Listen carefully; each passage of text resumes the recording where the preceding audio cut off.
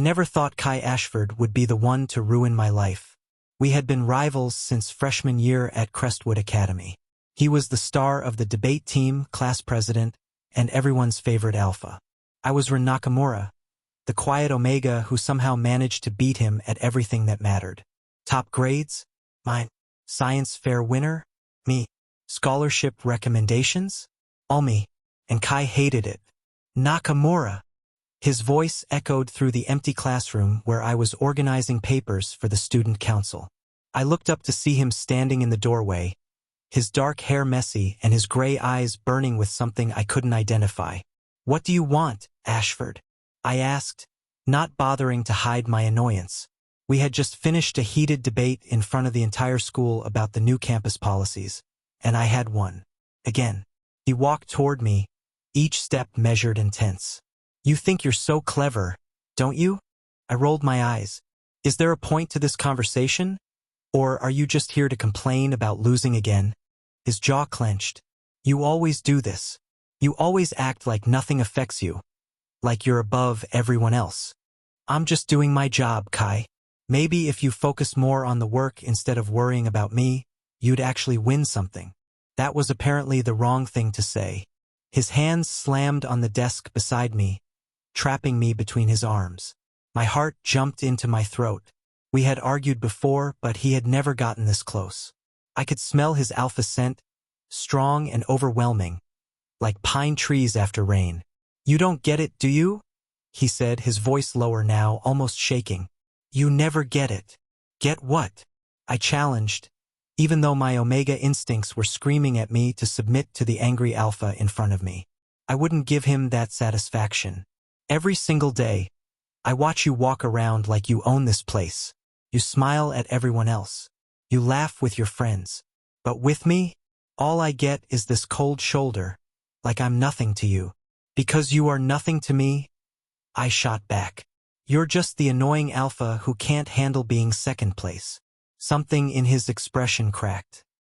His eyes went wide, almost desperate, and then he yelled loud enough for half the building to hear.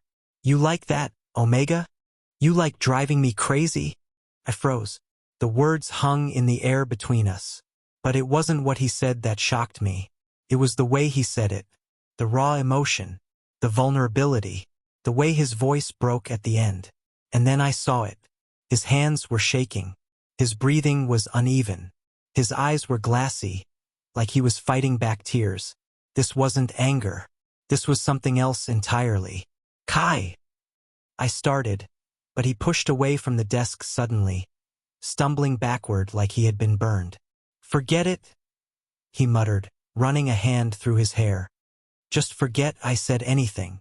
He turned and walked out before I could respond, leaving me standing there in complete confusion. What just happened?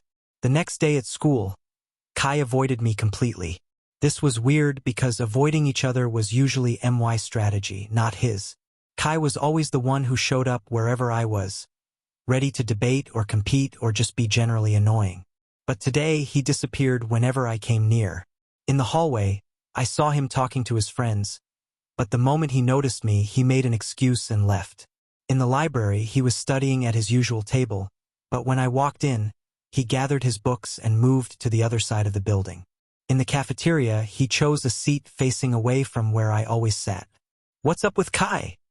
my best friend Yuki asked, sliding into the seat across from me with her lunch tray. "He looks like he hasn't slept." I glanced over at where Kai was sitting with the other alphas. She was right. He had dark circles under his eyes, and he was just pushing food around his plate instead of eating. "I don't know," I lied. "Maybe he's sick. Or maybe you finally broke him," Yuki teased, taking a bite of her sandwich. "You did demolish him in that debate yesterday. Everyone's still talking about it." I should have felt proud. Winning debates against Kai was my favorite hobby. But instead I just felt weird, uncomfortable, like something was wrong. "He said something strange yesterday," I admitted quietly. Yuki leaned forward, interested. "Oh? Like what?" I hesitated. Should I tell her? The whole thing felt too personal, too raw. "He just lost his temper. That's all." Kai loses his temper with you all the time, Yuki pointed out. That's literally your whole relationship. This was different, I said, but I couldn't explain how. I couldn't tell her about the way he looked at me, or the way his voice broke, or the way my Omega instincts had responded to his distress even though I hated him. Or did I hate him? No, of course I hated him. He was my rival, my enemy, the annoying alpha who had made my life difficult for 3 years. But then why couldn't I stop thinking about the pain in his eyes? The weekend came and went without any sign of Kai. He didn't show up to the student council meeting on Saturday, which was completely unlike him. He was always there, always ready to argue with my proposals, always making everything more difficult than it needed to be. His absence was somehow worse than his presence. By Monday, I was actually worried. What if something had happened to him? What if he was really sick? I found myself walking toward his classroom during lunch break. I didn't know what I was going to say. Maybe I would just check if he was okay. Maybe I would apologize for what I said. Maybe I would demand to know why he was acting so strange. But when I got there, I heard voices inside. Dude, you need to tell him, someone was saying. It sounded like Marcus, one of Kai's alpha friends. I can't. That was definitely Kai's voice, rough and tired. You don't understand. He hates me. So? You've been obsessed with him for 3 years. 3 years, Kai. Don't you think it's time to either confess or move on? My hand froze on the door handle. Obsessed? With who? It's not that simple, Kai said. Every time I try to talk to him normally, I mess it up. I get competitive, or I say something stupid, or I make him hate me more. And now, after what I said on Friday, he probably thinks I'm insane. What did you say? Marcus asked. There was a long silence. Then Kai laughed, but it sounded bitter. I basically yelled at him like a crazy person. I asked if he liked driving me crazy. God, I'm such an idiot. Wait. Another voice joined in. It was Jake from the basketball team. Are you talking about Ren Nakamura? The Omega from your class. My breath caught in my throat. Me? They were talking about me? Yeah, Kai admitted quietly. Holy crap, Jake said. I thought you two hated each other. He hates me, Kai corrected. I'm hopelessly in love with him. Have been since sophomore year. The world stopped spinning. Kai Ashford was in love with me. My rival. My enemy. The alpha who had made my life miserable for 3 years. Was in love with me. I stood there outside the classroom, my heart pounding so hard I thought it might break through my chest. This had to be a joke. This had to be some kind of prank.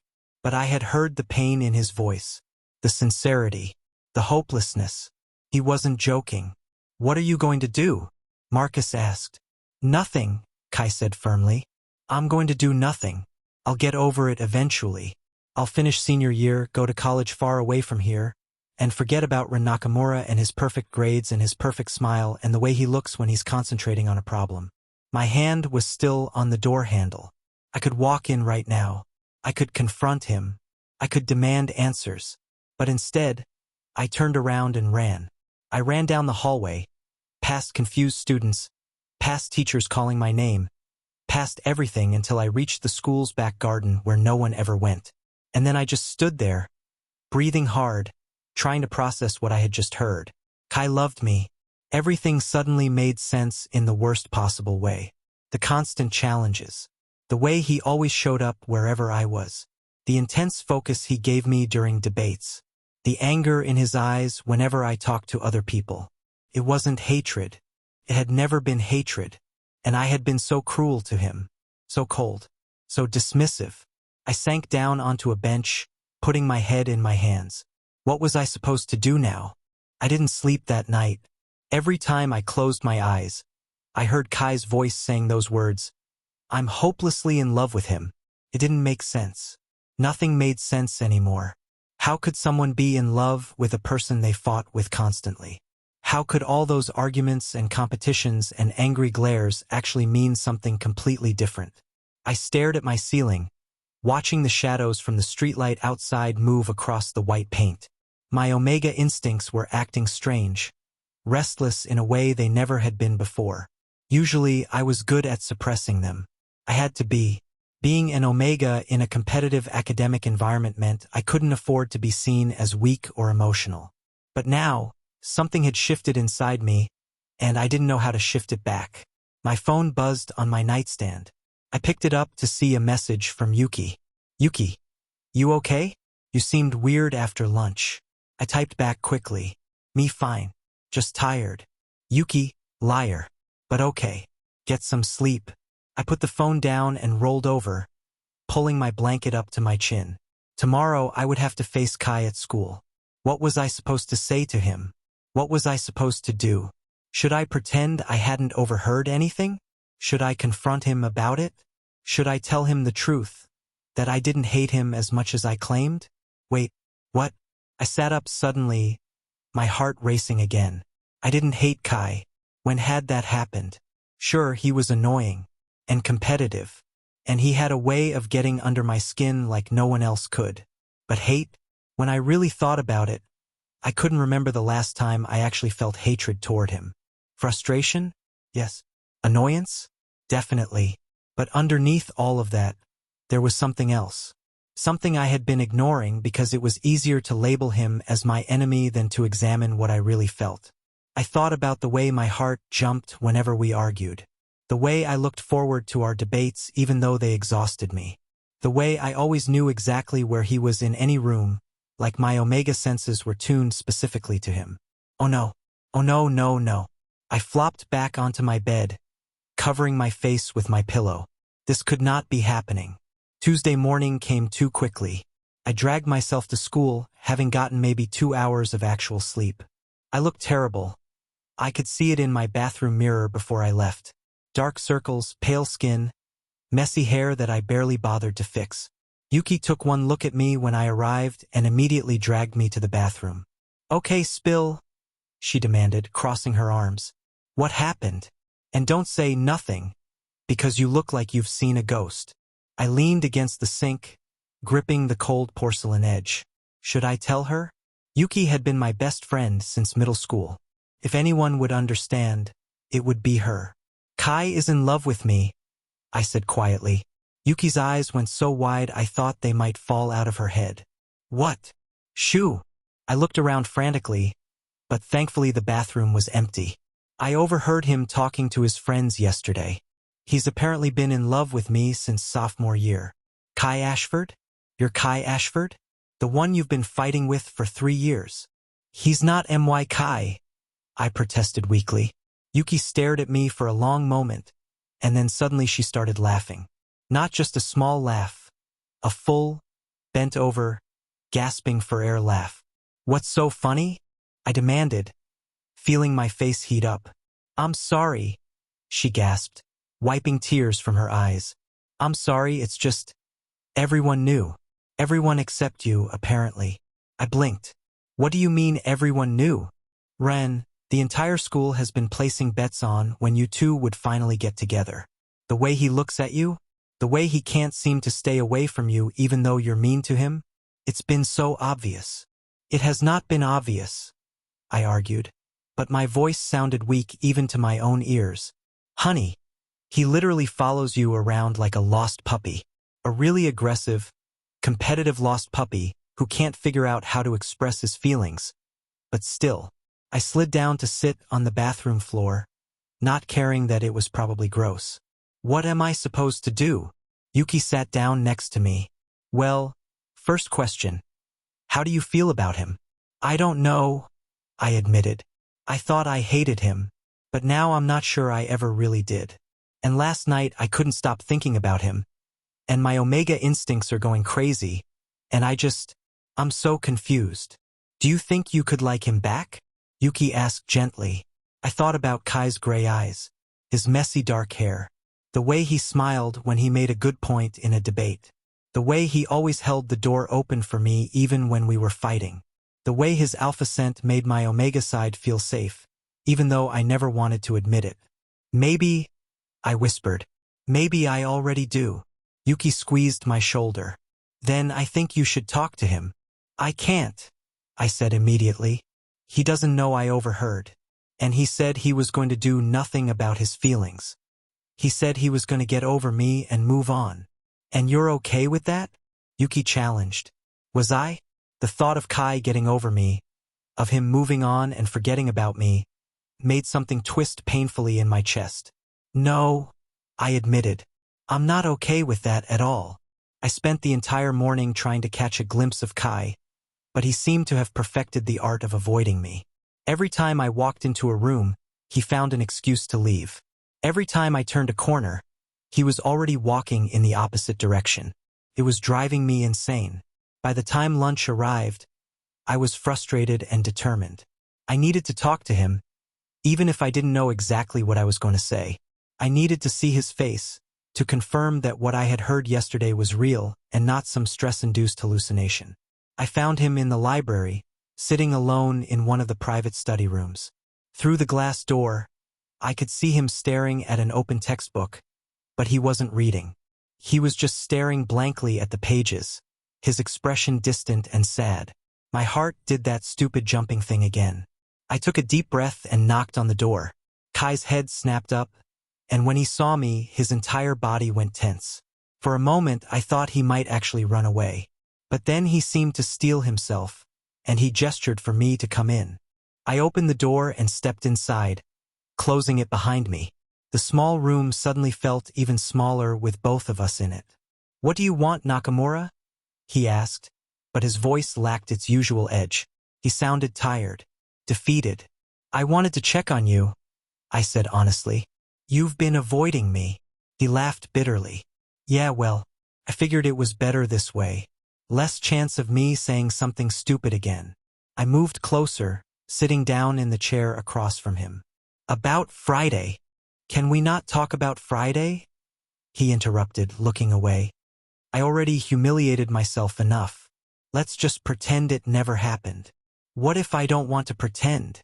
The words came out before I could stop them. Kai finally looked at me, and I saw confusion in his eyes. "What?" I swallowed hard. This was it. I was actually going to do this. "What did you mean when you said I drive you crazy?" His jaw clenched. "Nakamura, please, don't make me spell it out." "I need you to spell it out," I insisted, "because I've spent the last 4 days completely confused, and I can't sleep, and I can't focus, and I need to know what you meant." "Why?" he challenged. "Why does it matter? So you can have another thing to hold over me? So you can win again?" "Because I don't want to win anymore," I said, surprising both of us with my vehemence. "I don't want to compete with you. I don't want to fight with you. I just want to understand what's happening between us." Kai stared at me for a long moment. Then he stood up abruptly, pacing to the window. His hands were shaking again, just like they had been on Friday. "You really want to know?" he asked, his back still to me. "Yes." He turned around, and the look in his eyes made my breath catch. There was so much emotion there. Pain, longing, fear, hope. "I'm in love with you, Ren," he said quietly. "I have been for years. Every argument, every competition, every moment we spend together. I treasure all of it because it means I get to be near you. And I know you hate me. I know I'm just the annoying alpha who can't leave you alone. But I can't help it. I've tried to stop. I've tried to move on. But every time I see you smile at someone else, every time you win something and your eyes light up, every time you walk into a room and I can smell your scent, I fall in love with you all over again."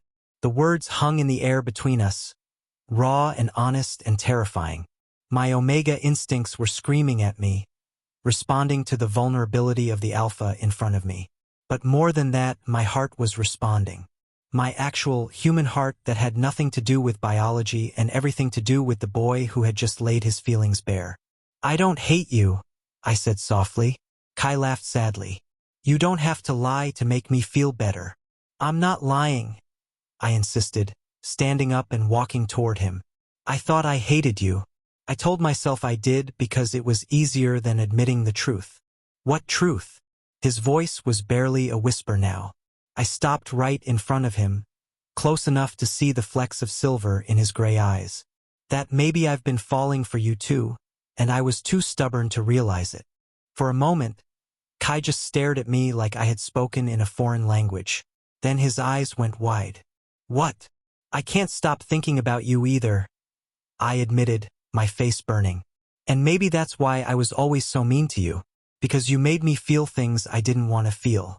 Because you challenged me and frustrated me and made my heart race in a way that scared me. Ran. Kai breathed my name like a prayer. I'm not saying I'm in love with you, I clarified quickly. I don't know what I'm feeling yet, but I want to figure it out. I want to try. If you're willing to stop being my rival and start being something else. A smile slowly spread across Kai's face. A genuine, happy smile that I had never seen before. It transformed his entire face, making him look younger and more hopeful. Something else, he repeated. I think I can do that. We stood there, smiling at each other like idiots, and I felt something shift between us. The tension that had always existed was still there, but it felt different now. Warmer, more promising. And then the bell rang, shattering the moment. We should get to class, I said reluctantly. Yeah, Kai agreed, but neither of us moved. Finally, I turned toward the door, but before I could open it, Kai's hand caught mine. His touch was gentle, questioning. I looked back at him, and he smiled again. Thank you, he said, for giving me a chance. I squeezed his hand briefly. Thank you for being honest. As we walked out of the library together, I noticed people staring. Whispers followed us down the hallway. Yuki caught my eye from across the corridor and gave me a massive thumbs up. This was going to be complicated. People would talk. They would have questions. Our entire social dynamic was about to change. But as I glanced over at Kai, who was trying very hard not to look too happy and failing miserably, I thought maybe complicated wasn't such a bad thing. Maybe it was exactly what I needed. By Wednesday afternoon, the entire school knew something had changed between Kai and me. We weren't fighting anymore. We weren't avoiding each other anymore. In fact, we were sitting together at lunch, which apparently was shocking enough that 3 different people took photos. This is so weird, I muttered, picking at my food. Everyone's staring. Let them stare, Kai said, though I noticed his ears were turning red.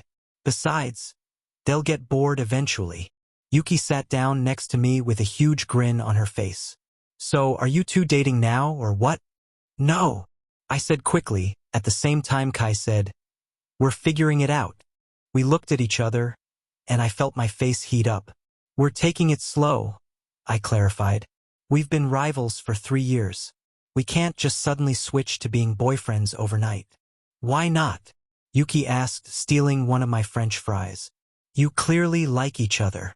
It's not that simple, Kai said, though he was looking at me as he said it, like he was trying to gauge my reaction. Ren's right.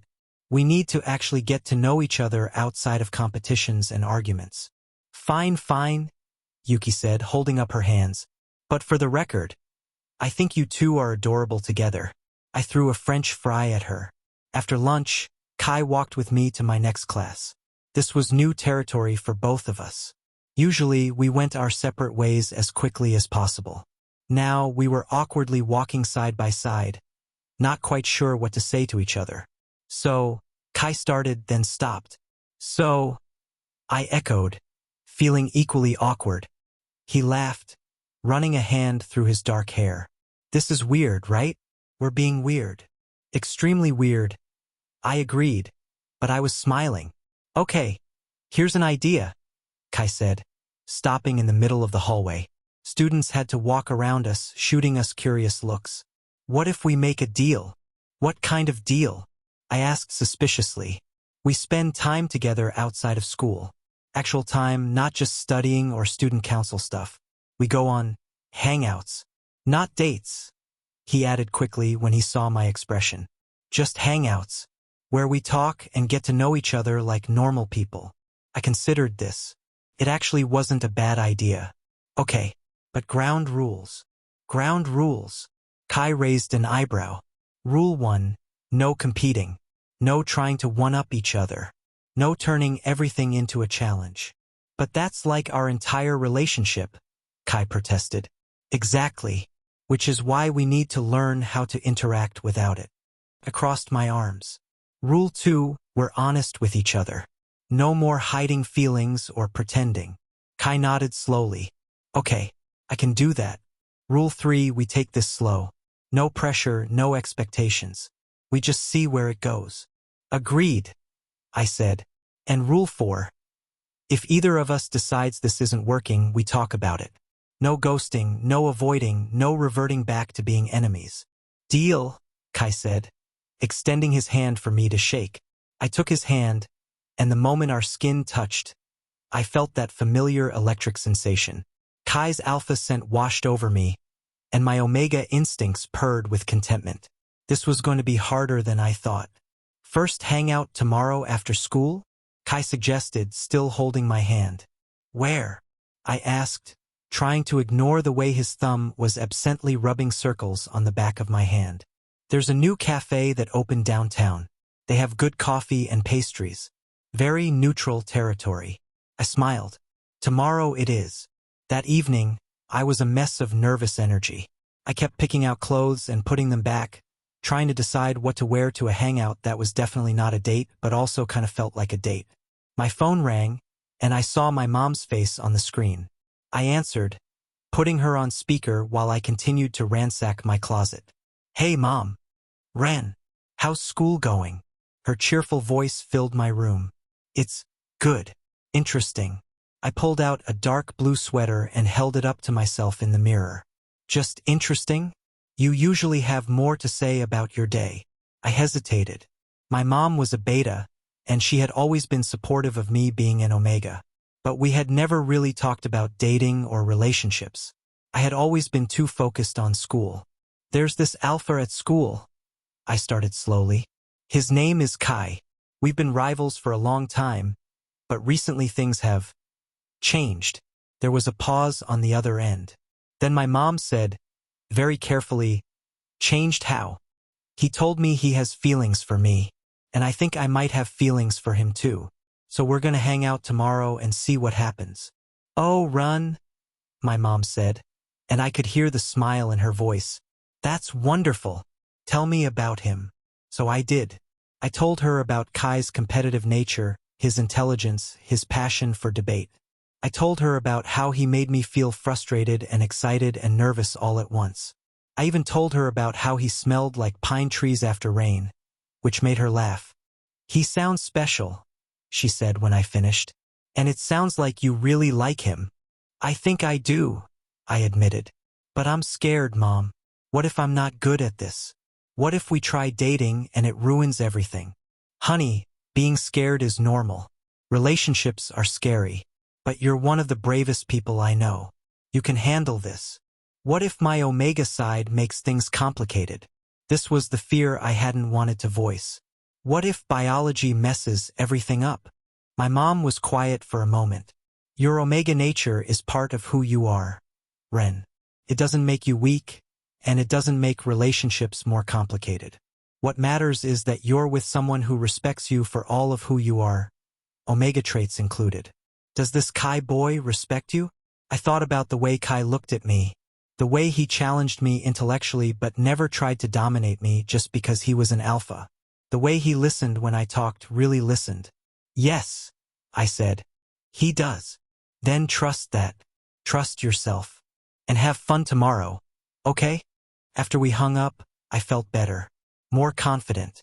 I picked out the blue sweater and a pair of dark jeans, laying them out for tomorrow. I could do this. It was just a hangout, just coffee and conversation. Nothing to be terrified about at all. Thursday afternoon took forever to arrive. I was distracted in all my classes, barely paying attention to the lessons. Even my teachers noticed. Mrs. Henderson asked me 3 times if I was feeling okay during chemistry, and I had to pretend I was just tired. Kai looked just as distracted. I caught him staring at me during English class, and when our eyes met, he quickly looked away, his ears turning red. Yuki found the whole thing hilarious. You two are like middle schoolers with their first crush, she whispered to me during history. It's adorable and painful to watch. Finally, the last bell rang. I grabbed my bag and headed to my locker, my heart pounding. This was it, our first official hangout. I was just closing my locker when Kai appeared beside me, making me jump. "Ready?" he asked, and he looked just as nervous as I felt. "Ready," I confirmed. We walked to the cafe in comfortable silence.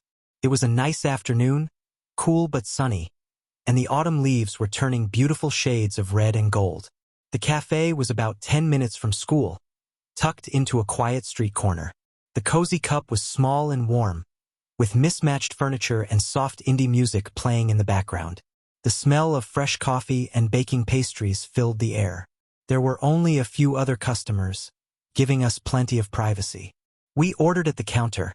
I got a vanilla latte and a blueberry muffin, while Kai got black coffee and a chocolate croissant, and found a small table by the window.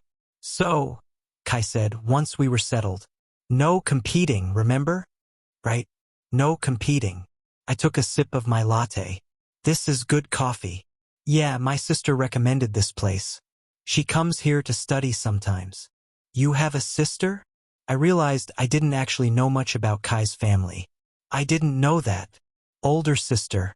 She's in college now, studying engineering. Her name is Maya." Kai smiled fondly.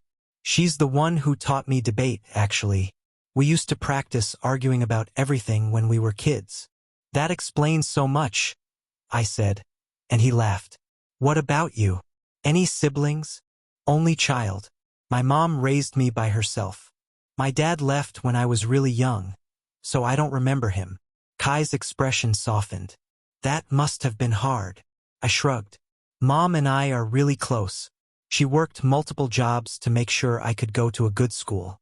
I owe her everything." "Is that why you work so hard? To make her proud?" "Partly," I admitted, "but also because I genuinely love learning. There's something satisfying about understanding how things work, about solving problems." "I get that," Kai said. "That's why I love debate. It's like solving a puzzle, but with words." We talked for over an hour, and it was surprisingly easy. Without the pressure of competing, without the walls we had both built up, we just talked. About our families, our interests, our dreams for the future. I learned that Kai wanted to be a lawyer, that he played guitar in his free time, that he was terrified of spiders despite being a strong alpha. He learned that I wanted to study medicine, that I loved reading mystery novels, that I could speak 3 languages. 3 languages? Kai looked impressed. "Which ones?" "English, Japanese, and French. My grandparents lived in Japan, and I took French in middle school." "Say something in French," Kai requested. I felt my face heat up, but I said, "Tu es impossible. Mais je t'apprécie quand même." "What does that mean?" "You're impossible, but I appreciate you anyway." I translated, then immediately wanted to hide under the table. But Kai just smiled. That soft, genuine smile that made my heart do flips. "I appreciate you too, Ren." The moment was interrupted by Kai's phone ringing. He checked it and grimaced. "It's Marcus. I forgot we have basketball practice today." I checked my own phone and was surprised to see it was already almost 6. We had been talking for 2.5 hours. "We should probably go," I said, though I was reluctant to end the afternoon. We walked back toward the school together, where we would split up to go home in different directions. "This was nice," Kai said when we reached the main gate. "Can we do it again?" "Yeah," I agreed. "Maybe this weekend?" "It's a date," Kai said, then froze. "I mean a hangout, a second hangout." I laughed. "Good night, Kai." "Good night, Ren." As I walked home, I couldn't stop smiling. My phone buzzed with a text from Yuki. "Yuki, how'd it go?" "Me really good. I think this might actually work." "Yuki, told you so." I put my phone away and looked up at the darkening sky. The stars were just starting to appear, bright and promising. For the first time in a long time, I felt genuinely happy. Not because I had won something or achieved something, but just because I had spent time with someone who made me feel seen and understood. Maybe this whole rivalry thing had been leading to this all along. Our second hangout happened on Saturday at the park near the school. Kai brought his guitar, and we sat under a large oak tree while he played for me. He was actually really good, his fingers moving smoothly across the strings, creating soft melodies that drifted on the autumn breeze. I didn't know you were this talented, I said when he finished a song. There's a lot you don't know about me, Kai replied with a small smile. Just like there's a lot I don't know about you. But I want to learn everything. My heart fluttered at his words. We were getting closer and it felt natural and right. The awkwardness from our first hangout had faded, replaced by genuine comfort. Can I ask you something? I said, pulling my knees up to my chest. When did you first realize you had feelings for me? Kai set his guitar down carefully and leaned back against the tree. Sophomore year. There was this moment during the regional science fair. Do you remember? I thought back. Sophomore year felt like forever ago. I remember going to regionals. I won first place with my project on sustainable energy solutions, right? And I got second place with my project on water purification systems. Kai smiled at the memory. But that's not the moment I mean. After the awards ceremony, I saw you in the parking lot. You were on the phone with your mom, telling her you won. And you were crying. I blinked in surprise. You saw that? Yeah, you were so happy. But you were crying and telling your mom that all her hard work had paid off, that you were going to make her proud. And I realized that underneath all your confidence and achievements, you were just someone who cared deeply about the people you loved. Someone who worked hard not just for yourself, but for others. I felt my throat tighten. I had no idea Kai had witnessed that private moment. That's when I fell for you, Kai continued. I saw the real you, not just the rival who beat me at everything. And after that, I couldn't stop noticing all the little things about you. The way you help younger students with their homework. The way you always make sure everyone's voice is heard in student council meetings. The way you scrunch your nose when you're concentrating really hard on something. I do not scrunch my nose, I protested weakly. You absolutely do, Kai said with a laugh. It's adorable. I buried my face in my hands. This is so embarrassing. Why? Because someone noticed you and liked what they saw. Because I was so mean to you for an entire year after that, I admitted. If I had known. You weren't mean, Kai interrupted. You were competitive. There's a difference. And honestly, I kind of made it worse. What do you mean? Kai sighed, running a hand through his hair. I didn't know how to handle my feelings for you, so I kept competing with you, kept challenging you, because it was the only way I knew how to get your attention. I thought if I could beat you, you'd respect me. If you respected me, maybe you'd notice me. I always noticed you, I said quietly. You were impossible to ignore. But not in a good way, right? I thought about this carefully. I don't know. Looking back now, I think maybe I was attracted to you even then, but I didn't understand it. You frustrated me, but you also excited me. Every time we competed, I felt so alive. I told myself it was just the thrill of winning, but maybe it was more than that. Kai looked at me with those intense gray eyes. And now? What do you feel now? Confused, I admitted. But in a good way, like I'm discovering something new about myself. About us. I like the sound of that. Us. We sat there for a while, just enjoying each other's company. A few kids were playing nearby, their laughter filling the air. An old couple walked past, holding hands, and smiled at us. Run, Kai said suddenly. Can I tell you something? Something I've never told anyone. Of course. He took a deep breath. The reason I'm so competitive, the reason I push myself so hard, it's because of my dad. He's a very successful alpha businessman, and he has very specific expectations for me. He wants me to take over his company someday, to follow in his footsteps exactly. But you want to be a lawyer, I said, remembering our conversation from the cafe. Yeah, and my dad thinks that's a waste of my potential. He thinks I should study business and finance, not law and justice. We fight about it constantly. Kai's voice was tight with emotion. So I keep trying to prove myself.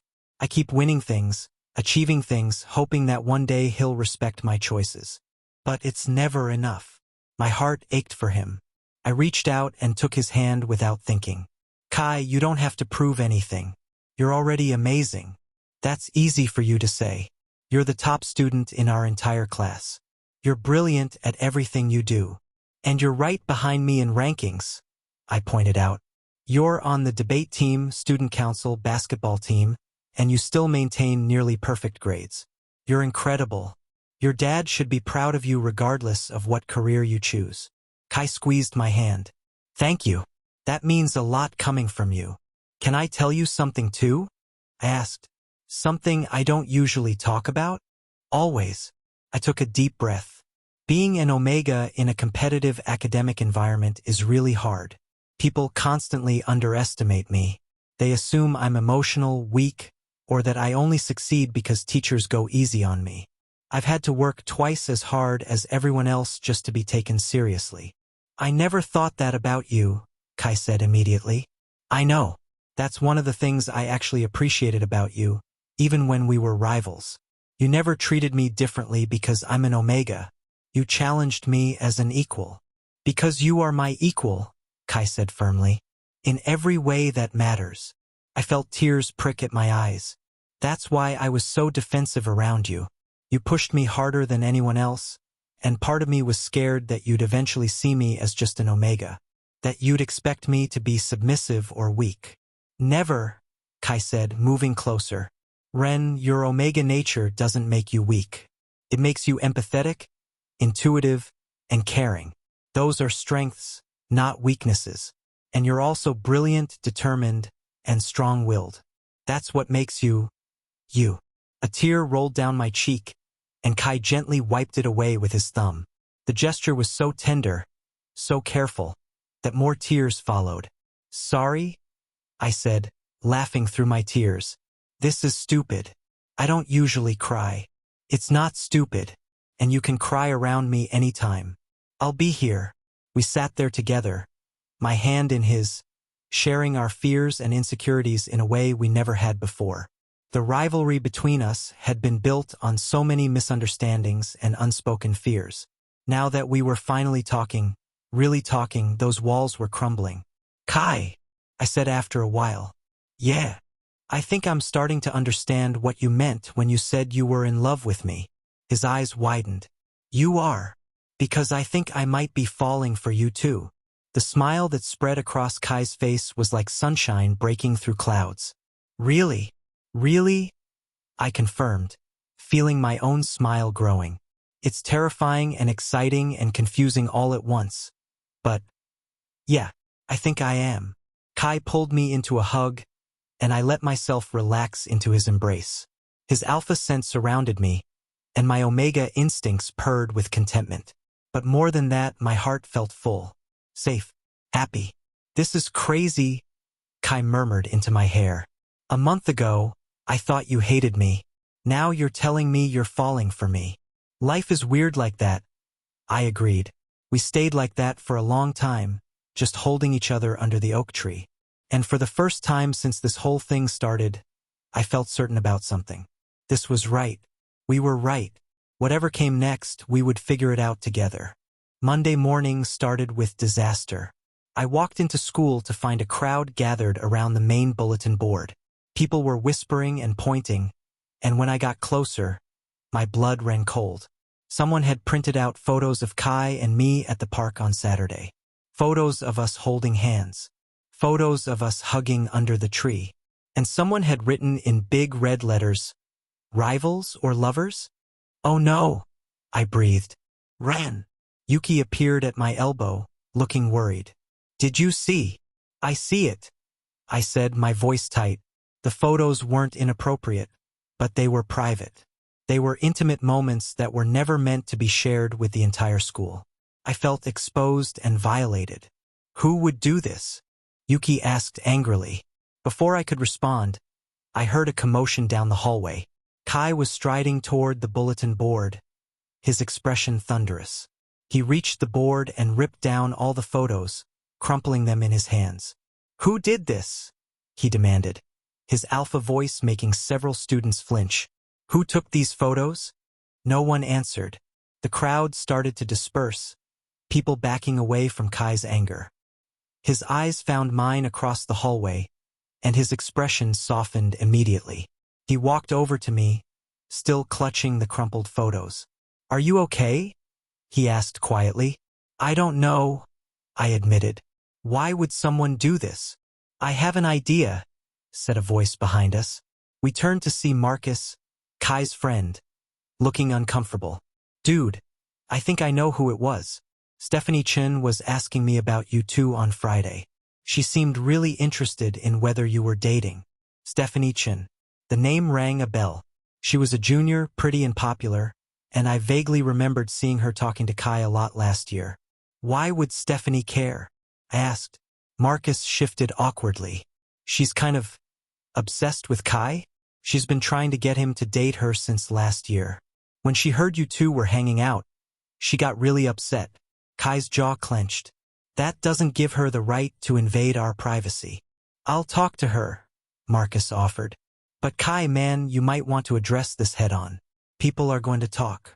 As if to prove his point, I heard whispers all around us. I heard they've been secretly dating for months. But they hate each other, don't they? Maybe it's just a publicity stunt. An alpha and omega relationship? How cliché. That last comment made my stomach twist. I pulled away from Kai slightly, suddenly very aware of everyone watching us. I need to get to class, I said, not meeting his eyes. Ren, wait. But I was already walking away, my mind spinning. This was exactly what I had been afraid of. People reducing our relationship to just alpha and omega dynamics. People gossiping and making assumptions. I made it to the bathroom before the panic attack hit. I locked myself in a stall and tried to breathe, but my chest felt too tight. My omega instincts were freaking out, overwhelmed by the social scrutiny. I hated this.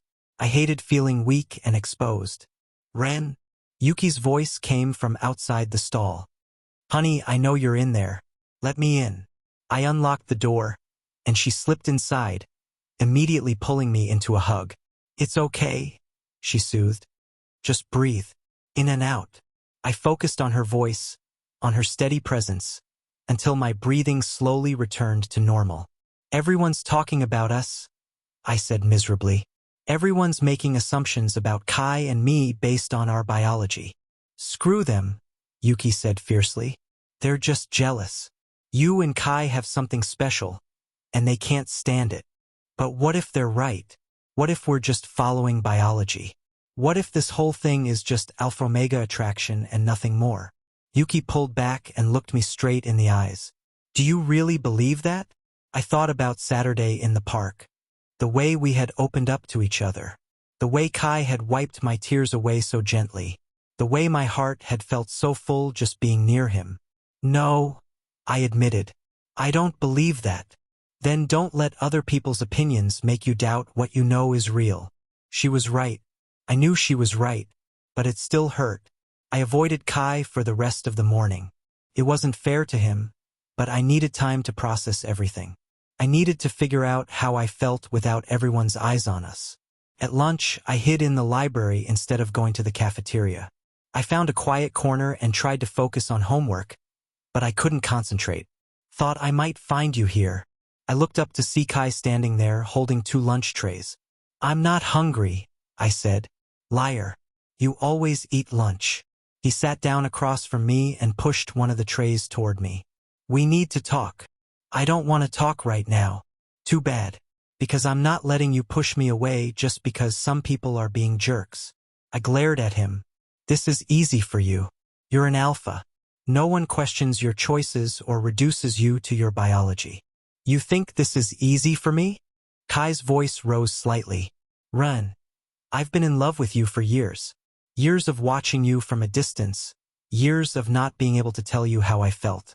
And now that I finally have a chance with you, you're running away because of some stupid photos and gossip. It's not just that, I said, feeling tears threaten again. What if they're right? What if we're just responding to biological attraction? What if in a few months, the novelty wears off and we realize this was a mistake? Kai reached across the table and took my hand. Look at me. I reluctantly met his eyes. What I feel for you has nothing to do with biology, he said intensely. Yes, you're an omega and I'm an alpha. Yes, there's a natural attraction there. But that's not why I love you. I love you because you're brilliant and driven and kind. I love you because you challenge me to be better. I love you because you cry when you're happy and you scrunch your nose when you concentrate. I love you, Rin Nakamura. The person. Not the Omega. A tear rolled down my cheek. You really mean that? Every word. And I will spend every day proving it to you if that's what it takes. I squeezed his hand. I'm sorry. I'm just scared. This is all so new. And having everyone watch us and judge us is overwhelming. I know. And I'm sorry about the photos. I'm gonna find out who took them and make sure it doesn't happen again. But Ren, we can't let other people control our relationship. We have to decide what we want together. I want this, I said quietly. I want us. I'm just not sure I'm ready for everyone else to know about it. Kai was quiet for a moment. Okay, then we'll keep it quiet. We don't have to announce anything or make it official. We can just be. Figure this out at our own pace. Really? You'd be okay with that? If it means I get to be with you? Absolutely. Relief flooded through me. Thank you.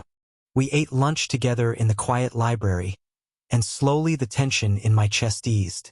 Kai told me about how he had confronted Stephanie that morning, how she had denied everything but looked guilty. He told me Marcus was spreading the word that the photos were fake, trying to shut down the gossip. You have good friends, I said. So do you. Yuki looked ready to murder someone on your behalf this morning. I laughed. Yeah, she's protective like that. After lunch, Kai walked me to class. At the door, he hesitated, then quickly squeezed my hand before letting go and walking away.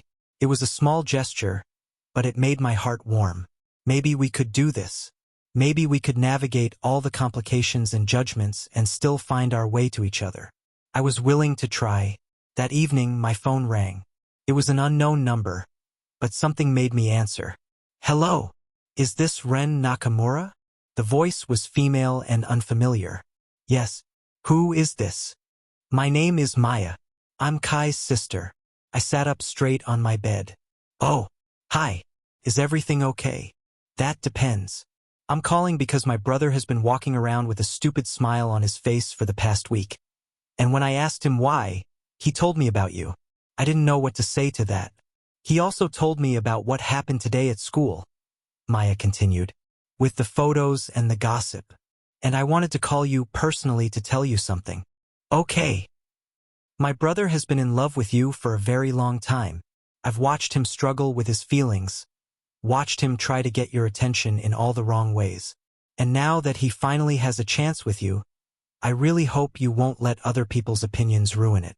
I'm not. I started, but she interrupted. I'm not accusing you of anything. I just want you to know that Kai is one of the best people I know. He's genuine, loyal, and when he loves someone, he loves them with his whole heart. You're lucky to have him. He's lucky to have me too, I said, feeling defensive. Maya laughed. Good answer. I like you already, Rin Nakamura. Take care of my little brother. Okay? And don't let him be too much of an idiot. He tends to overthink things. I'll try. Great. Oh, and Rin, for what it's worth, anyone who judges your relationship based on biology is an idiot.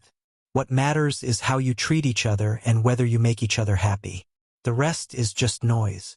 After we hung up, I lay back on my bed, staring at the ceiling. Maya was right. The rest was just noise. I pulled out my phone and texted Kai. Me, your sister just called me. Kai, oh God. What did she say? Should I be worried? Me. She threatened me if I hurt you. It was actually kind of sweet. Kai. That's Maya for you. Overprotective older sister mode activated. Me. She really cares about you. Kaya. She's the best. What are you doing right now? Me. Lying in bed. Thinking about today. Kai. And? Me. And I decided I don't care what anyone thinks. I want to be with you. There was a long pause. Then, Kai. You have no idea how happy that makes me. Me, maybe you should show me. Tomorrow. After school. Another hangout? Kai, it's a date. A real one this time. Me, okay. A real date. I can do that. Kai, good night. Ren. Me, good night, Kai. I fell asleep that night with a smile on my face, feeling more certain than ever that whatever challenges came our way, we would face them together. Our first official date was supposed to be perfect. Kai had planned everything carefully. He was going to take me to a nice restaurant downtown. Then we would walk along the riverwalk and watch the sunset. He had told me to dress nicely, and I had spent an embarrassingly long time picking out an outfit. But fate had other plans. I woke up Friday morning feeling terrible. My head was pounding, my throat was sore, and I felt hot and cold at the same time. When I checked my temperature, it read 102 degrees. I was sick, really sick. I texted Kai immediately. Me, I'm so sorry, but I have to cancel tonight. I have a fever and feel awful. Kai, don't apologize.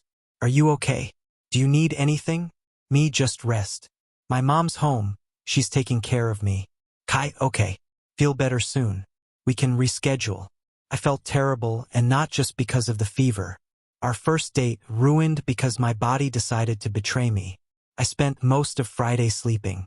My mom brought me soup and medicine, made sure I stayed hydrated. By evening, my fever had gone down slightly, but I still felt miserable. Around 7 p.m., my mom came into my room with a strange expression on her face. Honey, there's someone here to see you. What? Who? I croaked, my voice hoarse. A very worried alpha boy who's carrying enough supplies to survive a zombie apocalypse. My eyes widened. Kai's here. Before she could answer, Kai appeared in my doorway, holding multiple bags. My mom smiled and discreetly left, closing the door partway. What are you doing here? I asked, knowing I probably looked horrible with my messy hair and fever-flushed face. Taking care of you, Kai said simply. He started unpacking his bags. I brought soup from that cafe you liked. Herbal tea, medicine, vitamin C, tissues, and... He pulled out a stuffed bear. Something to keep you company. I stared at him in disbelief. You didn't have to do all this. I know. I wanted to. He came over and sat on the edge of my bed, pressing his hand to my forehead. His touch was cool and soothing. You're still warm. I'm fine, I insisted, but my voice came out weak. You're not fine, but you will be. I'm going to make sure of it. He stood up and started organizing everything he had brought. Have you eaten? A little soup at lunch. Good. I'll heat this up for you. And you need to drink this tea. It's supposed to help with sore throats. I watched him bustle around my room, completely comfortable and in control. My omega instincts were purring, responding to having an alpha take care of me. But more than that, my heart was melting. Kai, I said softly. He looked over at me. Yeah, thank you for being here, for caring. His expression softened. Ren, there's nowhere else I'd rather be. Date or no date, sick or healthy, I just want to be with you. He heated up the soup in my microwave and brought it to me, along with the tea. He sat with me while I ate, telling me funny stories about his sister to distract me from feeling miserable. Maya once convinced me that if I ate enough carrots, I could see in the dark like a cat, he said. I was 7 and I ate nothing but carrots for a week. My skin actually turned orange. I laughed, which turned into a coughing fit. Kai immediately handed me water and rubbed my back until it subsided. Easy, he said gently. No laughing at my childhood trauma. Sorry, I said, still smiling. But that's adorable. After I finished eating, Kai cleaned up and then sat back down on my bed. How are you feeling? A little better. The soup helped. I looked at him seriously. You should probably go home. You'll get sick if you stay too long. I don't care. Kai, run. I'm not leaving until I know you're okay, so you might as well accept that I'm staying. I sighed, but secretly I was happy. Having him here made me feel better in ways that medicine couldn't. Will you tell me something? I asked. Something I don't know about you? Kai thought for a moment. Okay. I'm actually terrified of public speaking. I blinked in surprise. But you're on the debate team. You give speeches all the time. I know. That's why I joined debate team to face my fear. Every single time I get up to speak, my hands shake and my heart races. But I do it anyway because I don't want fear to control my life. That's really brave, I said softly. Not as brave as you. You face judgment and prejudice every day just for being an omega in a competitive environment, and you never let it stop you. Sometimes it does stop me, I admitted. Like earlier this week, when I almost pushed you away because I was scared of what people would think. Kai took my hand. But you didn't. You chose us over your fear. That's what matters. We sat there quietly for a while, just holding hands. Then I felt another wave of exhaustion wash over me. You should sleep, Kai said, noticing me trying to stifle a yawn. Will you stay? Just until I fall asleep.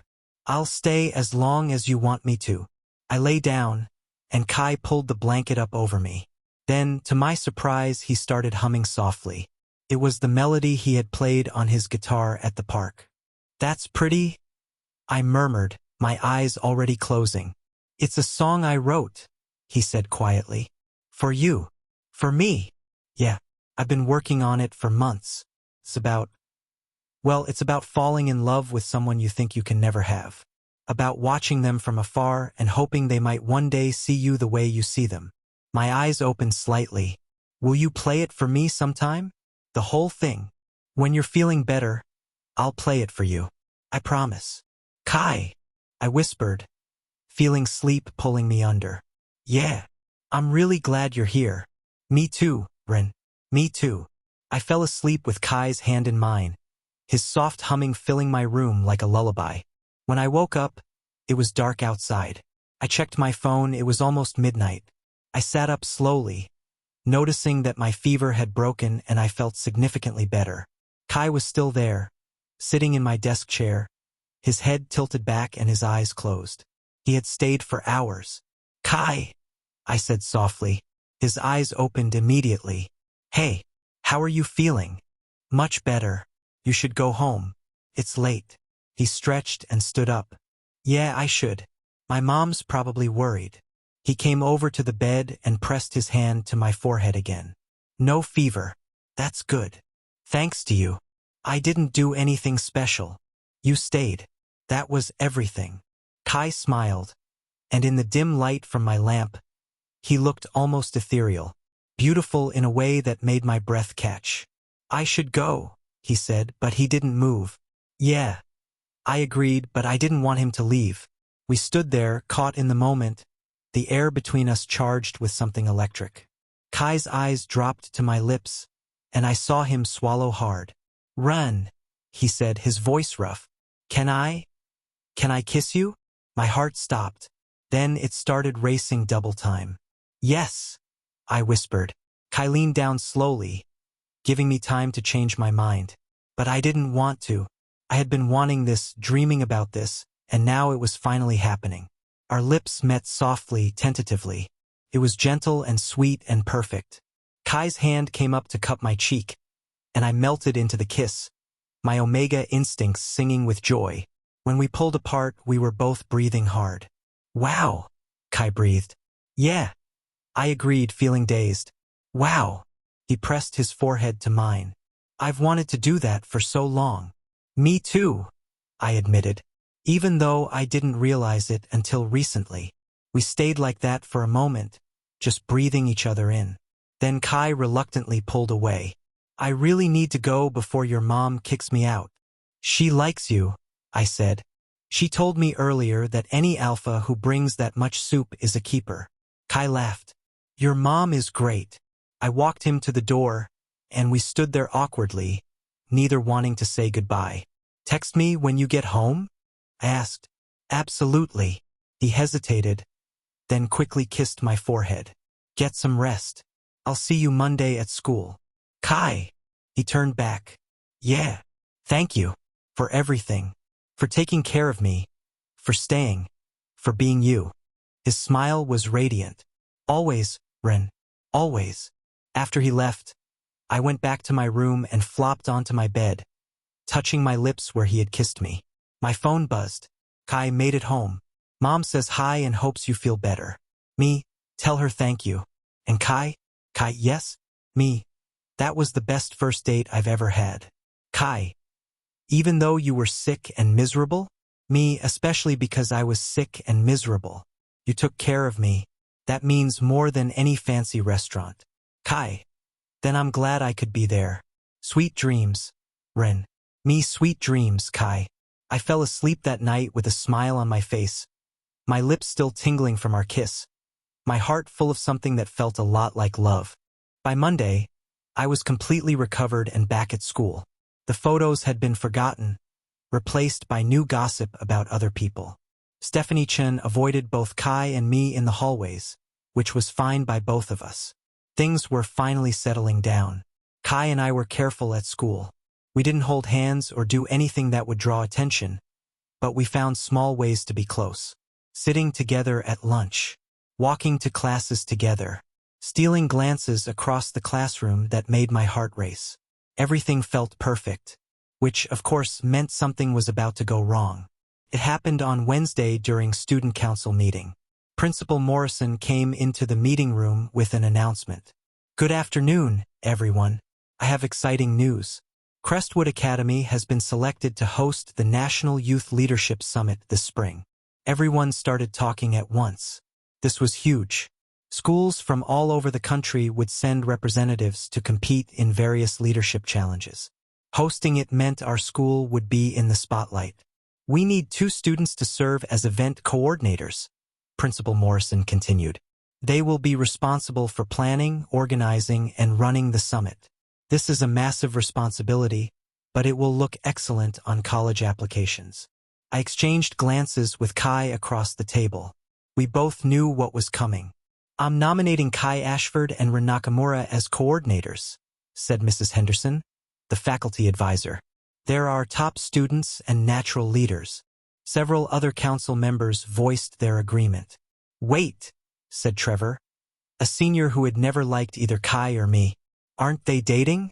Isn't that a conflict of interest? The room went silent.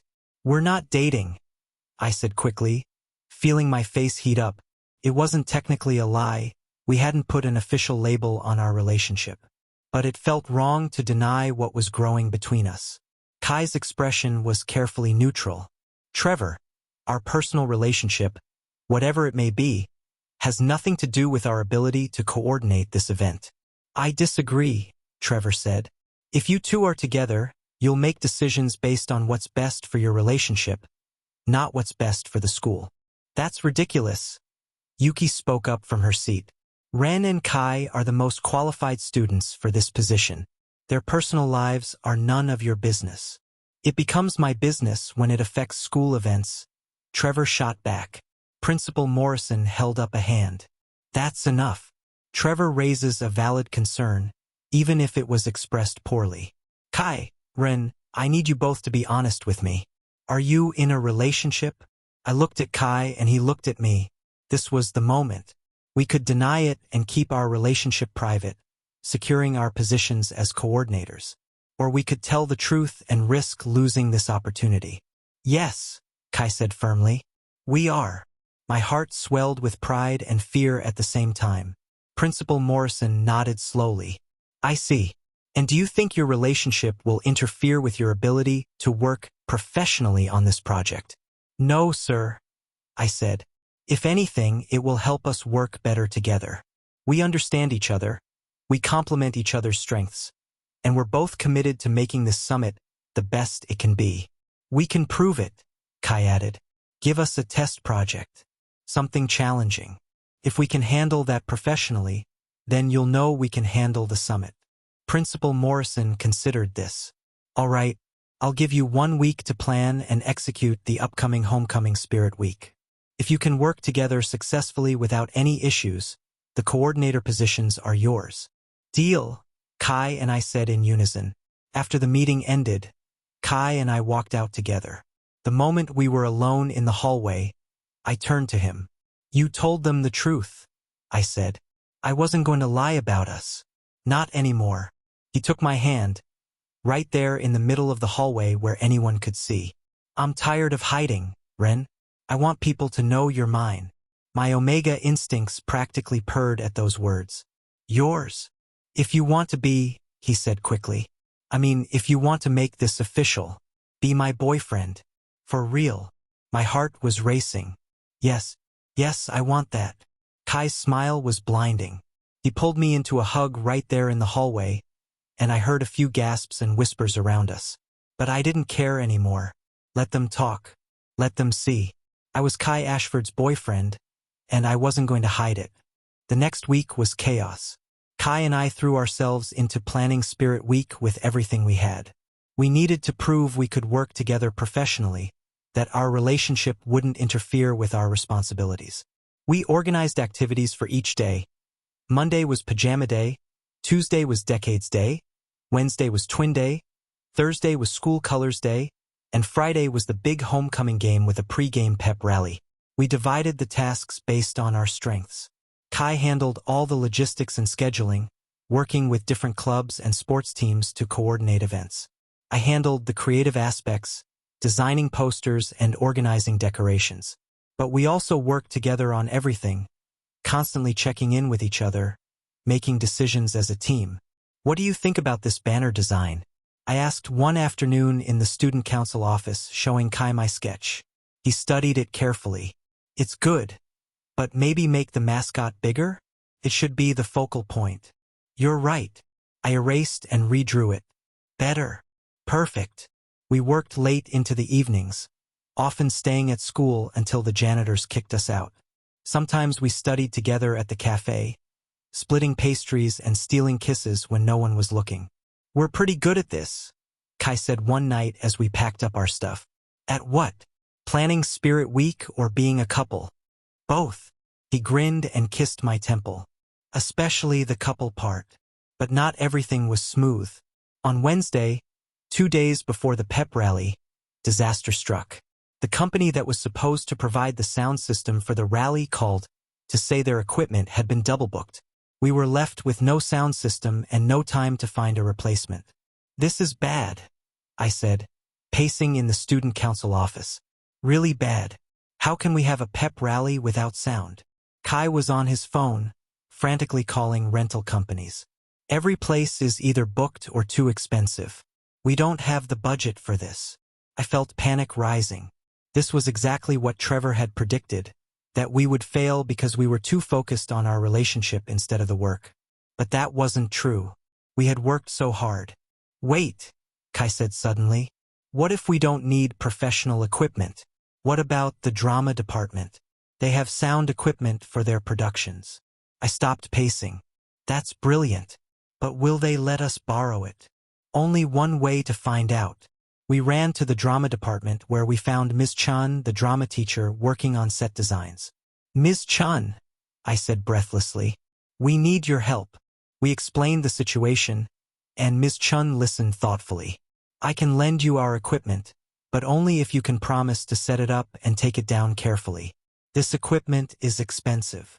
We promise, Kai said. We'll treat it like it's made of gold. And, Ms. Chun added with a small smile, I want front row seats to see you two pull this off. The whole school is talking about how you're working together. I'm curious to see if young love can really conquer all obstacles. My face burned, but Kai just laughed. We won't let you down. Friday morning arrived, the day of the pep rally. Kai and I got to school at 6 a.m. to set up. We were both exhausted from the week of preparation, but we were determined to make this work. Marcus and Yuki showed up to help, along with several other student council members. Even some people who had been skeptical of us working together pitched in. Okay, team, Kai called out, his natural leadership shining through. Run and I will handle the sound system. Marcus, you're in charge of the decorations. Yuki, coordinate with the sports teams to make sure everyone knows when they're supposed to come out. Everyone scattered to their assigned tasks, and Kai and I started setting up the complicated sound equipment. Took us nearly 2 hours, with several frustrating moments where nothing seemed to work. This cable goes here, I said, crawling under the stage to connect wires. No, wait, I think it goes. Kai paused. Actually, you're right. My bad. Did Kai Ashford just admit I was right? I teased, emerging from under the stage covered in dust. Don't get used to it, he said, but he was smiling. He reached over and brushed dust out of my hair. You're a mess. So are you. I pointed to the oil stain on his shirt from the equipment. We looked at each other and started laughing. We were dirty, exhausted, and stressed, but we were doing it together. Finally, at 8:30, everything was ready. Students started filing into the gym, filling the bleachers with excited chatter. The energy was electric. Principal Morrison found us backstage. "Everything ready?" "Yes, sir," I said confidently. "Good. And I have to say, I'm impressed. You two have done exceptional work this week. You've proven you can maintain professionalism while being in a relationship." Kai and I exchanged proud glances. "The coordinator positions are yours," Principal Morrison continued. "Congratulations." My heart soared. We had done it. We had actually done it. The pep rally was a massive success. The sound system worked perfectly, the decorations looked amazing, and the energy in the gym was incredible. The football team did a choreographed entrance, the cheerleaders performed an impressive routine, and the school band played our fight song. Kai and I stood on the sidelines watching everything come together. "We did it," I whispered. "We did," Kai agreed, taking my hand. And right there, in front of the entire school, he kissed me. The gym erupted in cheers and whistles. Some people looked shocked, others were smiling, but most were just happy for us. When we pulled apart, I was blushing furiously, but I was also smiling. "That was very public," I said. "I wanted everyone to know," Kai replied, his arm around my waist. "You're mine, and I'm yours, and I'm not hiding it anymore." Trevor, who was sitting in the front row, looked annoyed but said nothing. There was nothing he could say. We had proven him wrong. After the rally, Yuki tackled me in a hug. "You two were amazing. That kiss though? Chef's kiss. Perfect moment." "It was pretty perfect," I admitted. Marcus clapped Kai on the back. "Told you it would work out, man. You just had to have faith." As we cleaned up after the rally, working together with easy synchronicity, I realized something important. Kai and I weren't just good together romantically, we were good together in every way. We challenged each other, supported each other, and brought out the best in each other. "What are you thinking about?" Kai asked, carrying a box of decorations. "Just that I'm really lucky," I said honestly. "Lucky to have you. Lucky to have this." He set down the box and pulled me close. "I'm the lucky one. I get to be with the most amazing Omega in the world. And I get to be with the most amazing Alpha," I countered. "We're both lucky then." "Yeah," I agreed, leaning into his embrace. "We really are." That evening, as we finally left school after cleaning everything up, Kai walked me home. The autumn air was crisp and cool, and the stars were beginning to appear in the darkening sky. "This week was intense," I said. "It was. But we handled it." "We did." I looked at him. "Are you scared? About the summit? It's going to be so much bigger than Spirit Week." "A little," Kai admitted. "But mostly I'm excited. We're going to do great things together." "Ren, I know it." "How can you be so sure?" "Because when we're together, everything feels possible." I smiled and squeezed his hand. I liked the sound of that. When we reached my house, Kai pulled me in for a goodnight kiss. It was soft and sweet and full of promise. "See you tomorrow?" he asked. "Always," I replied. As I watched him walk away, I thought about how much had changed in just a few weeks. I had gone from thinking Kai was my enemy to realizing he was everything I wanted. From hiding my feelings to announcing them in front of the whole school. It had been scary and complicated and uncertain. But it had also been worth it. Every single moment. 3 months later, the National Youth Leadership Summit finally arrived. Kai and I had spent countless hours preparing.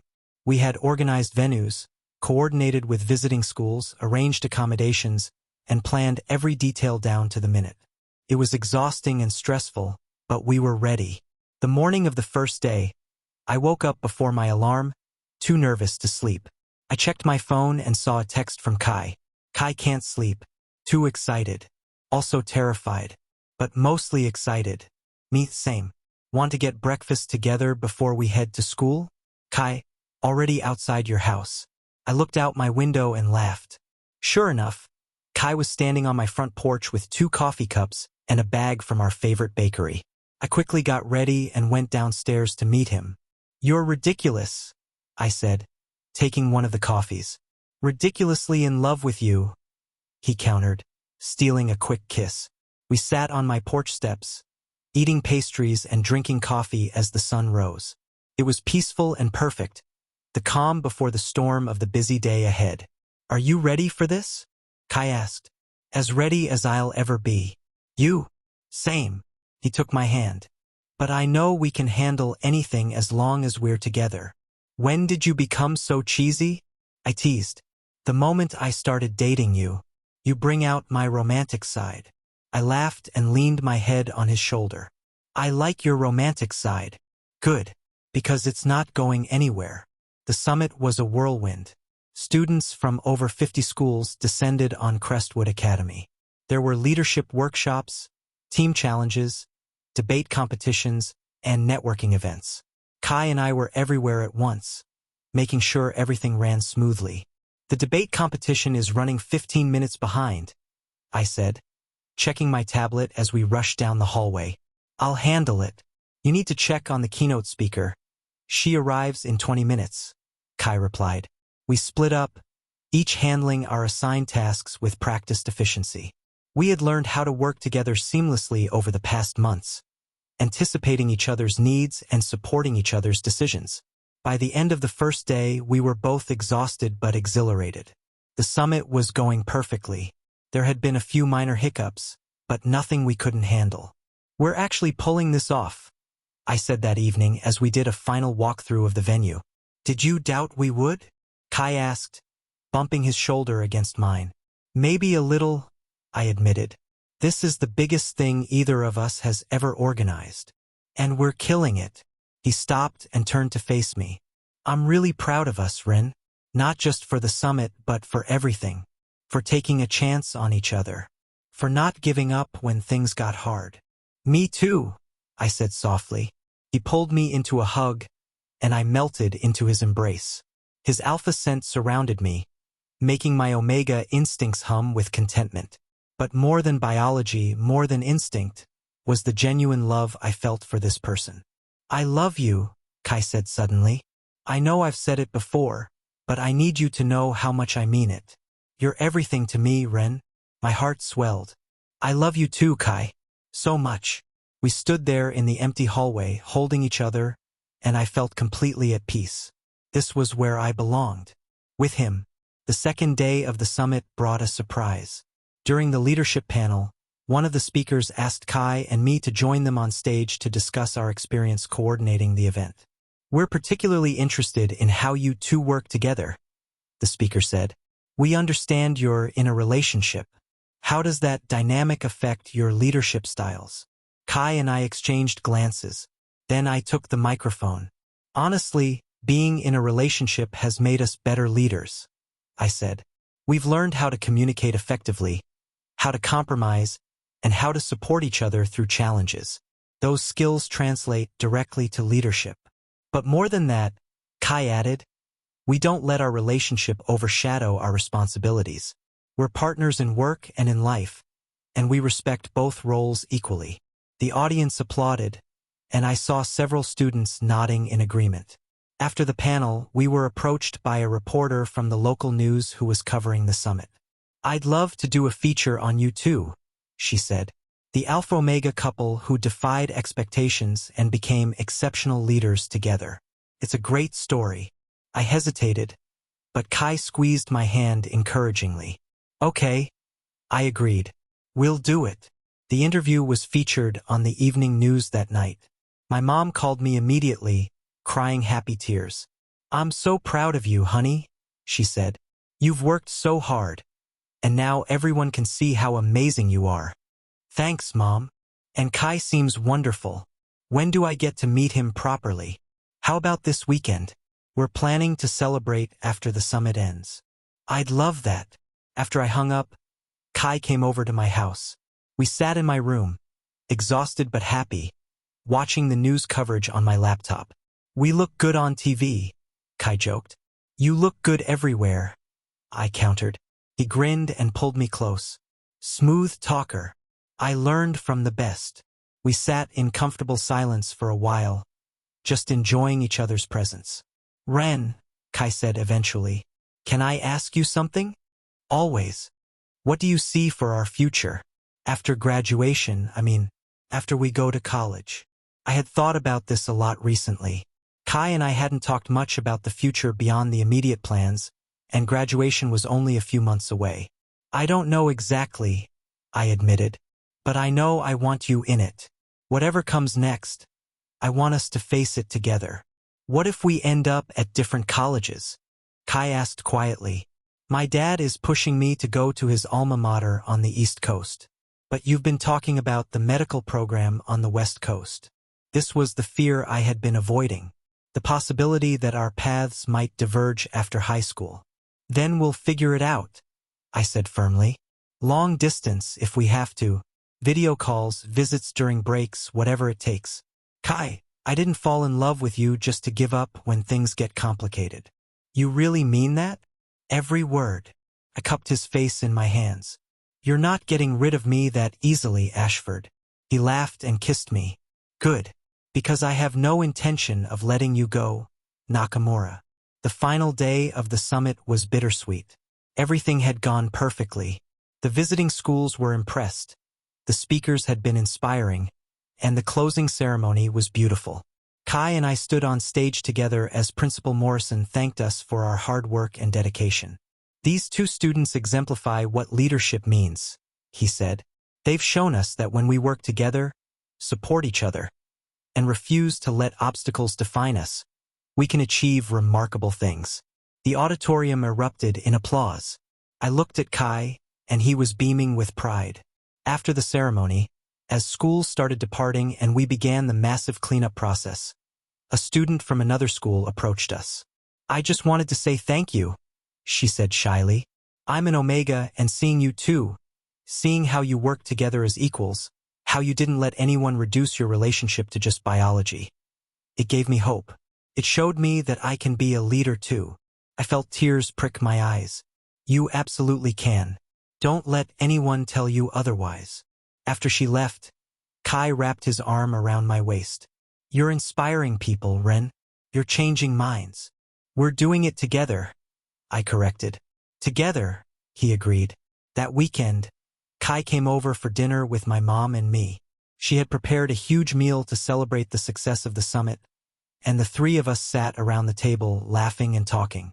You know, Ren never brought anyone home before you, my mom said, embarrassing me thoroughly. I was starting to think he was married to his textbooks. Mom, I groaned, but Kai just laughed.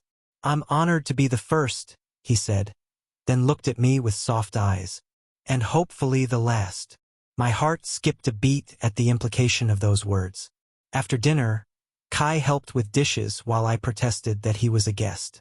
Guests help, he insisted. Besides, I want your mom to like me. She already adores you, I said, but I was smiling. Later, we went up to my room and lay on my bed, staring at the ceiling like we had done so many times over the past months. I've been thinking, Kai said, about college. Yeah. What if we applied to some of the same schools? Not all of them, we should both go wherever is best for our careers. But maybe a few schools where we could both thrive. I turned to look at him. You'd do that? Even with your dad's pressure? My dad doesn't get to decide my life. I do. And I want my life to include you. He rolled over to face me. I'm not saying we have to go to the same school, but I want to at least try to find a way to be together. There are some schools with both great medical programs and great law programs, I said, thinking out loud. We could research them together. We could, Kai agreed. But Ran, even if we end up on opposite coasts, it doesn't change how I feel. You're it for me. You're my endgame. Endgame, I repeated, liking the sound of that. I like that. You're my endgame too, Kai Ashford. He kissed me then, slow and deep and full of promise. When we pulled apart, we were both smiling. I can't believe we used to be rivals, I said. Best decision I ever made. Competing with you, Kai said, led me straight to you. Even when I was mean to you, especially then, made finally getting through to you so much sweeter. I laughed and curled into his side. His arm came around me automatically, holding me close. Thank you, I said softly. For what? For yelling at me that day. For being honest about your feelings. For giving me a reason to examine mine. For being patient while I figured things out. Thank you for giving me a chance, Kai replied. For seeing past the rivalry to what was really there. Love, I said. What was really there was love. Love, Kai echoed, pressing a kiss to my forehead. And it's only going to grow stronger. Months passed in a blur of final exams, college applications, and planning for the future. Kai and I found 3 schools that had excellent programs for both of us. We applied to all 3 along with our individual top choices, and then we waited. In April, the acceptance letters started arriving. I got into my top medical school on the West Coast. Kai got into his top law school on the East Coast. But we also both got accepted to Riverside University, one of the schools we had applied to together. It had strong programs for both of us, and it was far enough from both our families to give us independence but close enough to visit. What do you think? Kai asked as we sat in the cafe where we'd had our first hangout, acceptance letters spread out on the table between us. I think, I said slowly, that Riverside gives us both what we need academically, and it gives us the chance to build our future together. So we're doing this? We're going to the same school? If you want to. Run, Kai said seriously, taking my hand. There is nothing I want more than to start this next chapter of our lives together. Then Riverside it is. We sent in our acceptance letters that day, officially committing to our future together. Graduation day arrived in May. Kai and I both gave speeches, as valedictorian and salutatorian respectively. I talked about overcoming obstacles and not letting other people's expectations define you. Kai talked about the importance of taking risks and being honest about your feelings. When we walked across the stage to receive our diplomas, the entire audience cheered. Not just for our achievements, but for us, the rivals-turned-lovers who had proven that love and ambition could coexist. After the ceremony, our families took photos together. My mom hugged Kai's parents, and his sister Maya gave me a high five. Welcome to the family, she said with a grin. We're not married, I protested, blushing. Yet, Kai said, and my blush deepened. That evening, Kai and I went back to our spot in the park, the oak tree where we'd had our second hangout. We did it, I said, sitting down in the grass. We survived high school. We did more than survive, Kai said, sitting beside me. We thrived, and we found each other. Think we can do the same in college? I know we can. He pulled out his guitar, the same one he'd played for me all those months ago. I have something for you. What? Remember that song I told you about? The one I wrote for you. You said you'd play it when I was feeling better. That was months ago. I know. I was waiting for the perfect moment. He positioned his guitar. This is it. Our graduation day, the beginning of our future together. It's perfect. He started to play, and the melody was beautiful and haunting. Then he started to sing, his voice soft but clear. I watched you from across the room, afraid to say what I felt too soon. Every argument, every fight was just my way of holding tight. You like that Omega, don't you know? You drive me crazy, even though I tried to hide it, tried to run. But you're the only one. And now I'm here, I'm finally free, to show the world you're meant for me. No more rivals, no more games, just 2 hearts that found their names. Asterisk. By the time he finished, I was crying. Happy tears that I didn't try to hide. That was beautiful, I managed to say. You're beautiful, Kai replied, setting his guitar aside and pulling me into his arms, inside and out. And I'm going to spend the rest of my life making sure you know it. The rest of your life? That's a long time, Ashford. Not long enough, he said, and kissed me under the oak tree, under the stars, under the endless sky that held all our dreams and possibilities. When we finally pulled apart, I rested my forehead against his. I love you, I said. I love you more, he countered. Impossible. Watch me. We laughed and kissed again, and I knew with absolute certainty that this was just the beginning. We had overcome so much already: rivalry, misunderstandings, social pressure, fear. We could overcome anything the future threw at us. because we had each other. And that was all we needed. Epilogue 2 years later. I walked into the apartment I shared with Kai, arms full of groceries and textbooks. "I'm home," I called out. "In here." Kai's voice came from his study. I put everything away and went to find him. He was surrounded by law textbooks, frantically typing on his laptop. "Big assignment?" I asked. "Huge. Constitutional law exam next week." He looked up and smiled when he saw me. "How was your day?" "Exhausting. We had a practical exam in anatomy. I think I passed, but I won't know for sure until tomorrow." I came over and started massaging his tense shoulders. "You're stressed." "A little, but I'll be fine." He tilted his head back to look at me. "Want to take a study break? We could order pizza and watch that show you like. The one you claim to hate but secretly love? That's the one." We ordered pizza and settled on the couch together, my head on his chest, his arm around my shoulders. It was comfortable and familiar. Our life together had become this beautiful routine of supporting each other through the chaos of university. "Hey, Ren," Kai said during a commercial break.